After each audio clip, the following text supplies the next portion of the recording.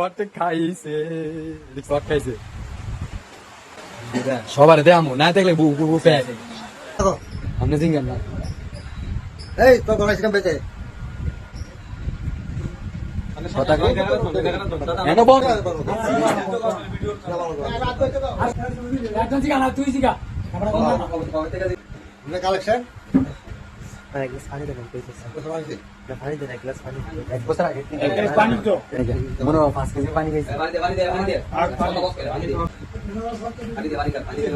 কথা কো একদিন এদিকে আইছিলাম সেলিমে দেখছে এরপর আজকে স্টেডিয়াম স্যার দোয়ানো পড়ছি কয়দিন ধরে সম্পর্ক চলে আপনারা আমাদের সুবিধা আছে আগে যদি হ্যাঁ দি বললো অনেকদিন আগে থেকে বলে সব থেকে বড় কথা হচ্ছে সমন্বয়করা যেমন সবাই খারাপ না তেমন সবাই ভালোও না, বুঝলেন বিষয়টা। আজকে দেখেন এই সমন্বয়কটা কট খাইয়ে মার খাওয়ার পরের ভিডিও, এটা মারার পরে কিন্তু এরা ভিডিও করছে, মার যখন হয়েছে তখন কিন্তু ভিডিও করেনি।